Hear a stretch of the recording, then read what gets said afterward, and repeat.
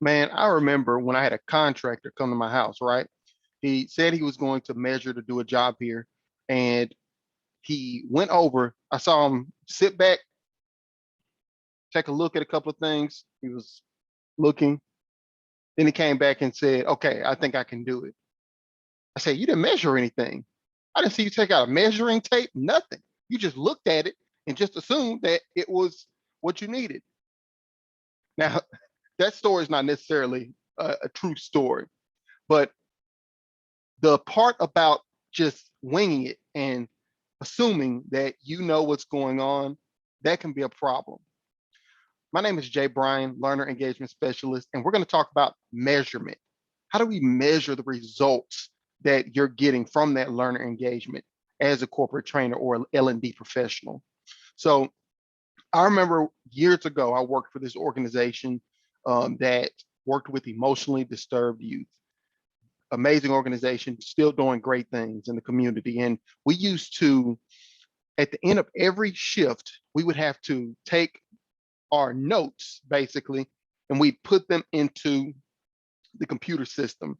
And I remember it was so tedious taking those notes. This person, they ate their dinner. We we played some games. We watched some TV. We discussed the day. It started to get so redundant just doing it every single day. If there was a problem, we write what happened, what led to the problem. We had so many notes, just notes, notes, notes, notes, notes, notes. But then I learned something. Months later, after an incident that occurred, someone came back and said, "Hey, what happened this day?" I said, "I don't remember. That was months ago." What they did was they said, "Okay, let's look at the notes." I said, "The notes? Oh, yeah, the notes. We take them every day."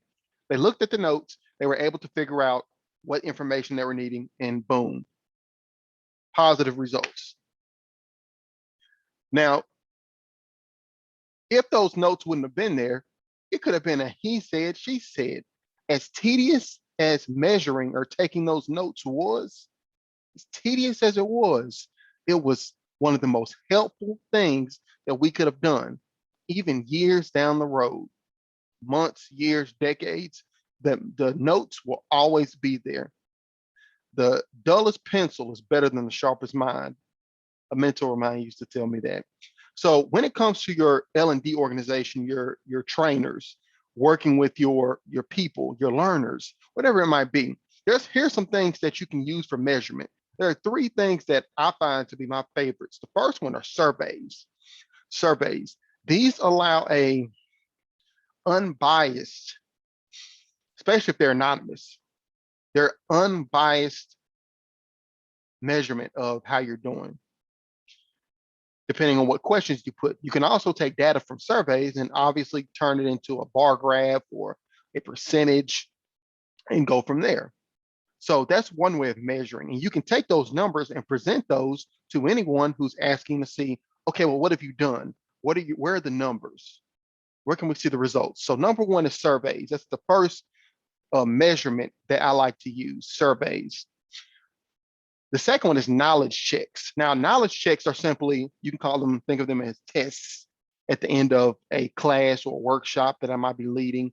Knowledge checks simply test how well your learners have at least retained and are able to teach you back what they have learned. Now, is this always the most effective thing to use? Not necessarily. A lot of times these are used in combination along with other forms of measurement. So you have surveys, you have knowledge checks, which are another great way. And then the third thing are testimonials. Now, testimonials are really good because they can show the two types of measurement. They can show verbal measurement and practical measurement. So practical measurement is when someone actually demonstrates physically a skill that you've taught them in their performance.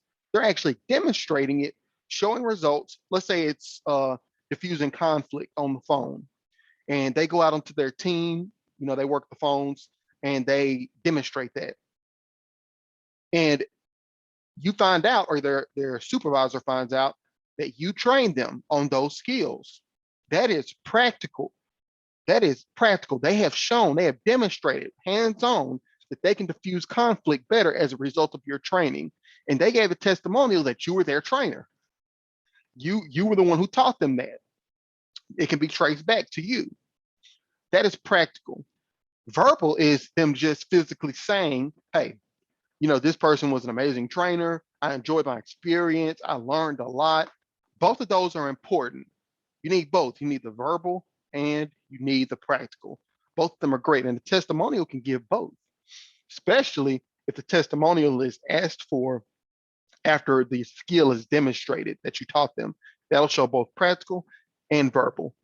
They're showing improving what you taught them and showing results for the organization. And also they're giving a verbal testimonial as well. So with that, it's it always references back to receipts, man. People always talk about, hey, get receipts. You got to get the receipts. I got the receipts. My wife loves to say that. You want to have the receipts. You want to have your forms of measurement. You want to have your surveys. You want to have your knowledge checks that you can always reference back to. You want to have your testimonials. And there are other forms of measurement as well, but it's important to have these notes, these measurements, because if needed, you can go back and reference it depending on what the situation is and find out the exact thing that happened based on the documentation. Again, I'm Jay Bryan, Learner Engagement Specialist.